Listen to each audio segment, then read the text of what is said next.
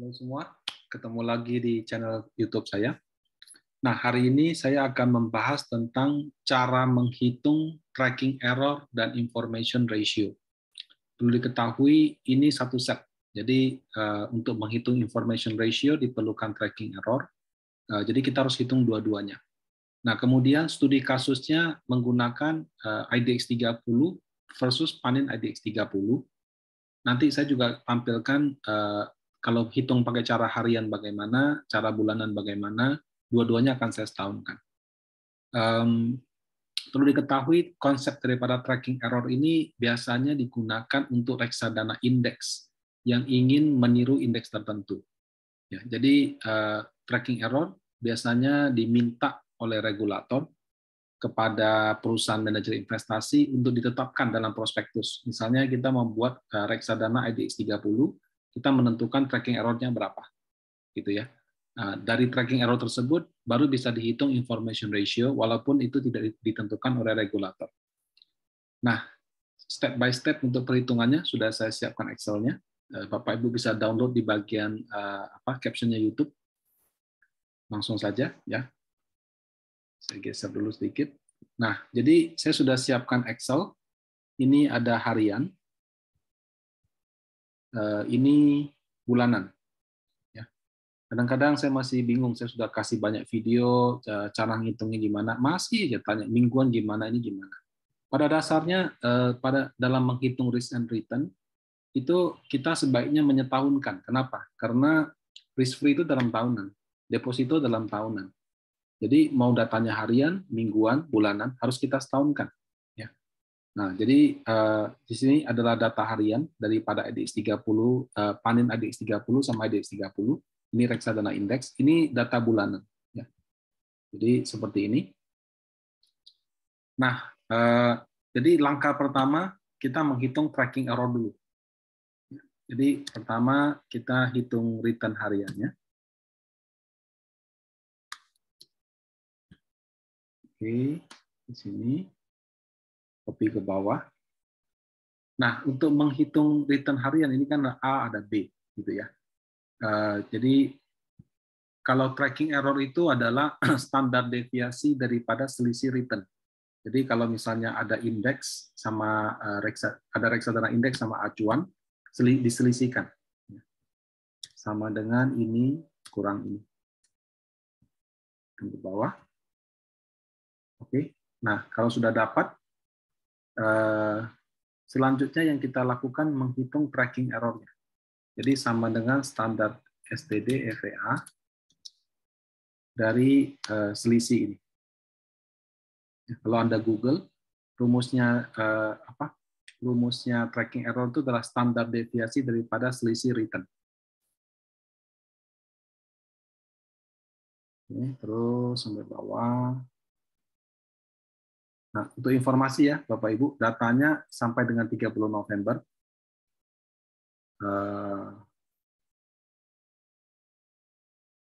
Mulainya 29 Desember. Gitu. Jadi dia tidak bulat 1 tahun, tapi kurang lebih hampir 2017 sampai 2021, hampir 4 tahun. Gitu ya. Nah, kemudian ini kan harian. Kita mesti buat asumsi. Setahun itu berapa hari kerja? Nah, di sini yang jadi problem, data harian itu sama data mingguan itu tidak konsisten. 1 tahun itu bisa 240 hari kerja, 250 hari kerja, 260 hari kerja. Tergantung, kalau 2021 liburnya kan banyak dikurang-kurangin. Hari kerjanya lebih banyak. Tapi kalau sebelum-sebelumnya tuh banyak cuti bersama lah, inilah, itulah. Sehingga jumlah hari kerja itu bisa berfluktuasi dari tahun ke tahun. Nah, di sini misalnya saya mengasumsikan 250 hari kerja dalam 1 tahun. Ya, jadi tracking error harian segini, jumlah hari kerja 250 hari. Kalau tracking error tahunan, dia kan standar deviasi atau resiko. Cara mensetahunkannya sama dengan cara mensetahunkan standar deviasi, yaitu angka ini dikali 250 pangkat setengah atau akar pangkat jumlah hari. Nah, jadi tracking error-nya adalah 0,95%.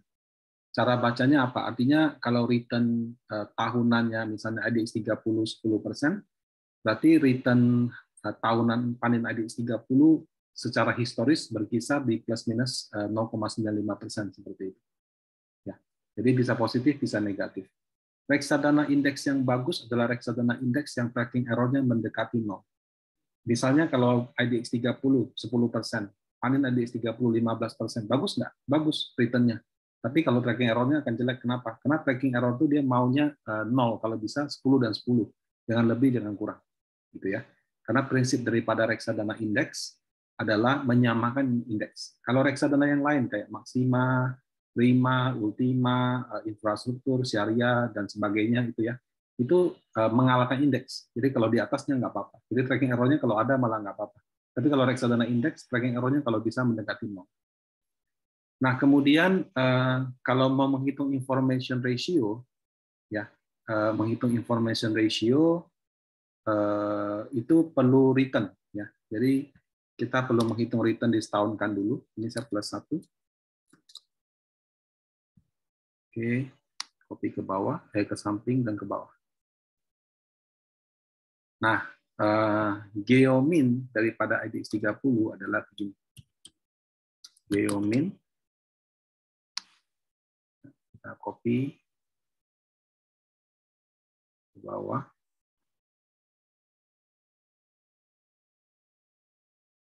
Cukup banyak datanya, jadi mohon sabar menunggu. Terus. Oke, tutup kurung, min 1. Ya, jadi di rumusnya kan dia plus 1. Jadi di blok min 1. Nah, kalau mensetahunkan return bagaimana? Mensetahunkan return berarti 1 plus ini pangkat jumlah hari kerja dalam 1 tahun, sekali lagi menggunakan asumsi min 1. Jadi dari periode 29 Desember sampai dengan 30 November 2017-2021 dia minus 4,06%. Ya memang kenyataannya kalau minus ya nggak apa-apa, memang bisa begitu. Nah, kita hitung lagi untuk yang IDX 30-nya. Nah, di sini kita nggak usah blok itu lagi, kita tarik aja. Oke.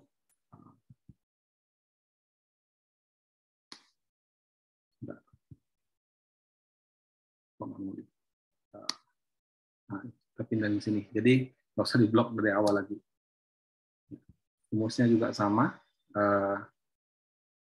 Pangkatnya 250. Ya. Jadi panen IDX 30 minus 4,06% periode 29 Desember 2017 sampai 30 November 2021. IDX 30 yang jadi acuannya minus 4,53%. Jadi masih dalam range. Ya. Malah positif. Karena kan kalau dia ngikutin ini harusnya minus 4,5, tapi dia malah minusnya 4%. Nah, ini sorry, bukan tracking error, tapi information ratio. Kalau information ratio, Bapak Ibu cek rumusnya adalah return portfolio kurang return indeks acuan dibagi dengan tracking error. Jadi kalau Anda cek rumusnya yang ada di ya dimanapun ya di Google sekarang banyak guru-guru hebat, itu rumusnya adalah return portfolio dikurang return index bagi tracking error. Jadi return portfolio dikurang return index dibagi dengan tracking error. Positif 0,4886. Artinya apa, Pak? Cara bacanya kayak Sharpe ratio. Jadi Sharpe ratio itu makin besar makin baik, makin positif makin baik. Jadi kalau misalnya negatif, ya berarti si information ratio panen IDX 30 ini kurang bagus. Kalau positif berarti bagus. Makin besar positifnya, makin bagus juga lah dia. Ya, jadi atas 1% tracking error, dia memberikan access system 0,48%. Nah, ini data harian. Bagaimana kalau bulanan? Caranya sama persis, kita ngulangi lagi, cuma datanya kali ini bulanan. Oke. Ini copy ke bawah. Sorry. Anda copy ke sini.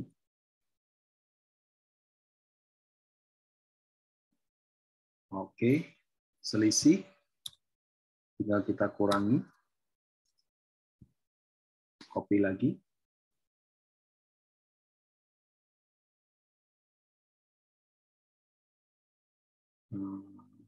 Oke.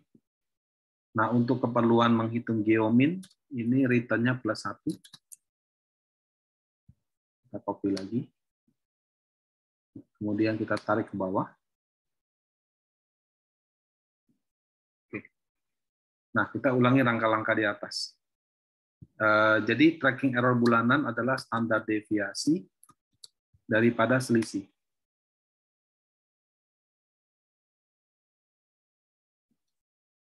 Oke, dapat 0,0338%.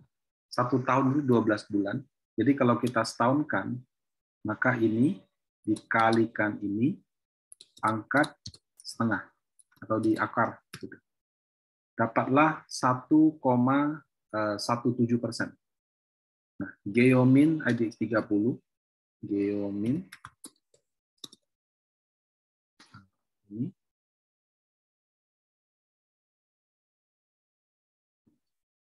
-1 lagi ya, -1.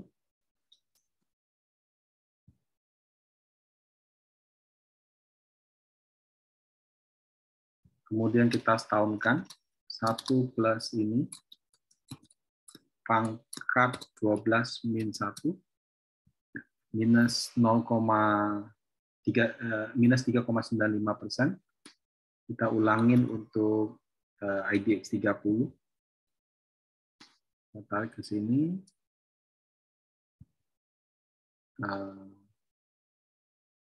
Oke.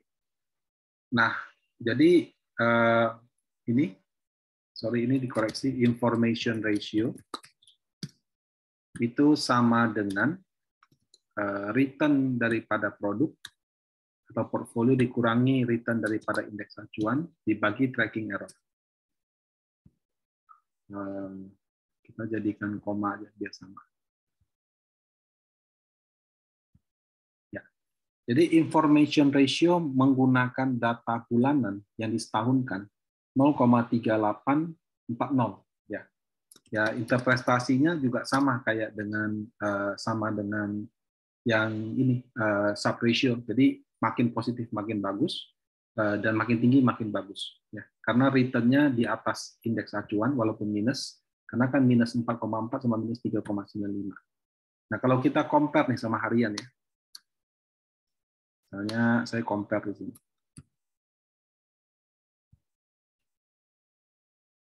Oke, ini saya jadikan persentase. Ya, rata-rata hariannya 0,059, bulanannya 0,38, jelas beda kan. Nah, kemudian dia punya ini 095 sama 117. Kenapa bisa beda? Karena asumsi jumlah hari. Kalau misalnya 250-nya saya ganti jadi 260 hari, naik dia. Ganti jadi 270 hari, naik lagi. Nah, jadi jumlah hari kerja itu yang kadang-kadang sangat menentukan. Kamu asumsinya berapa gitu. Makanya saya tidak menyarankan menggunakan harian, bahkan mingguan juga enggak. Kenapa? Karena pernah juga ketemu 1 minggu libur panjang gitu. Jadi belum tentu jumlah minggu kerja dalam setahun itu 52 minggu. Ya. Jadi saya lebih menyarankan menggunakan bulanan karena konsisten kita 12 bulan dalam 1 tahun dan sejauh saya kerja di pasar modal belum pernah kita libur 1 bulan full. Ya. Jadi return-nya mendekati. Menurut saya lebih real yang bulanan gitu ya. Return tahunannya juga mendekati ya. Jadi kalau harian disetahunkan segini, bulanan disetahunkan segini. Ini juga mendekati. Nah, dia punya information ratio juga mendekati. Jadi sebetulnya mau hitung dengan data harian, bulanan, mingguan, asal disetahunkan tidak ada masalah gitu. Tapi menurut saya tidak baik menghitung data mingguan atau harian karena membaca datanya apa? 0,03381 itu so what gitu, bingung bacanya. Jadi kalau standar itu penyajian data adalah disetahunkan.